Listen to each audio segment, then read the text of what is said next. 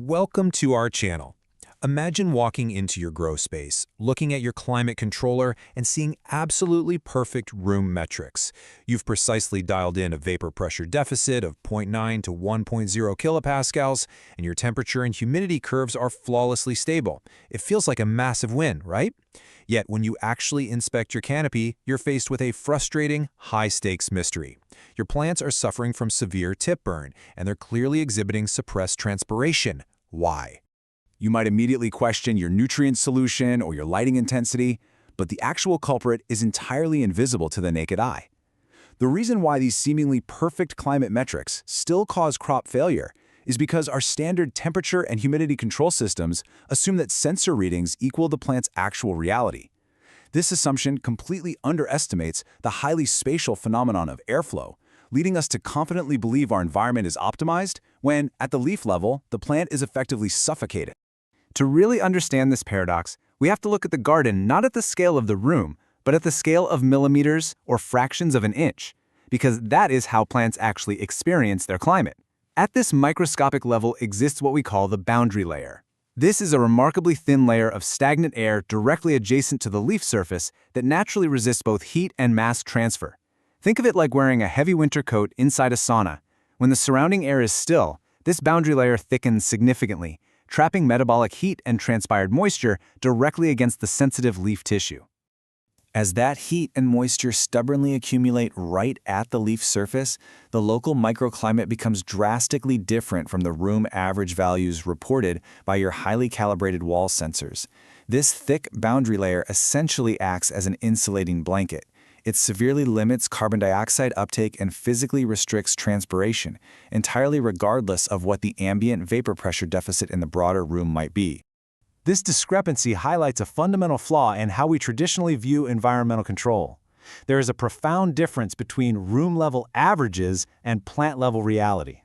Standard mixing airflow, which just churns the bulk air in the room, creates a highly dangerous illusion of uniformity. Your environmental control systems will look perfectly stable on your dashboard, while deep within the canopy, the plants themselves are enduring intense, high-humidity microclimates that actively throttle their metabolism and overall development. So, a perfectly logical question arises. Why doesn't adding a giant fan just fix this issue? Well, there's a pervasive myth among growers that simply throwing massive oscillating wall fans into the room or wildly increasing the total air exchange rate of the HVAC system will automatically solve any environmental inconsistency. But moving bulk air around a room is absolutely not the same thing as actively ventilating a dense canopy. We really need to contrast traditional mixing airflow against purpose-built directional airflow. Mixing airflow simply moves room air around the perimeter. Quite often, it just short-circuits directly from the supply duct to the exhaust return without ever actually engaging with the crop. Directional airflow, on the other hand, is specifically engineered with the necessary pressure and trajectory to physically penetrate the dense layers of the plant canopy.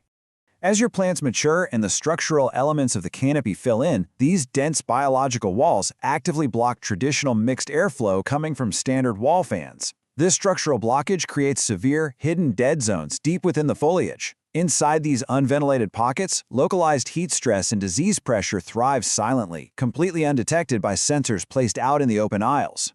It's a striking biological reality of indoor and greenhouse cultivation that large, high-velocity fans placed high on the walls often just blow air right over the top of the canopy.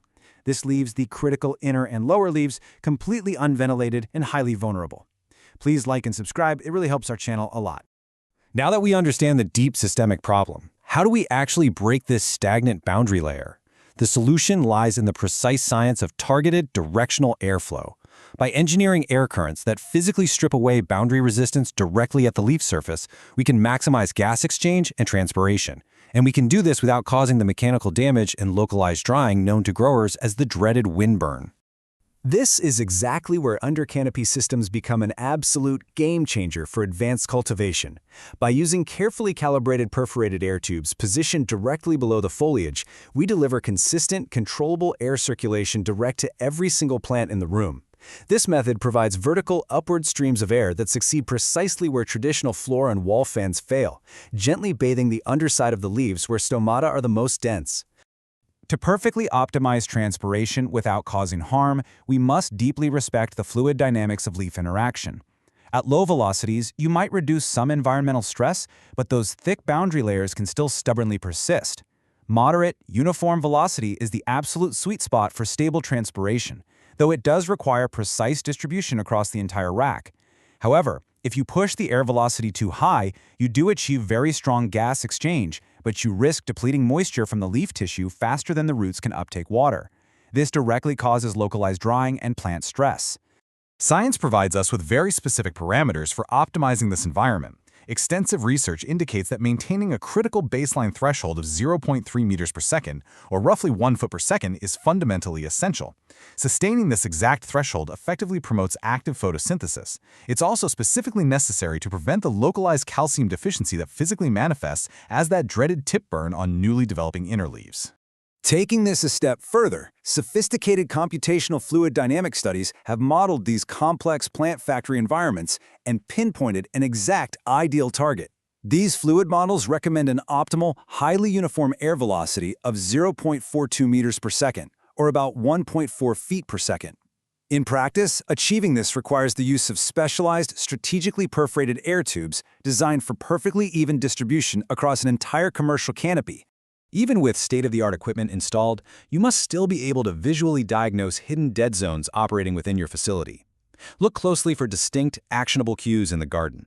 Watch for uneven growth patterns across different sections of your racks, highly localized disease outbreaks that don't spread uniformly, or glaring discrepancies between what your dashboard says and how the actual plants are behaving.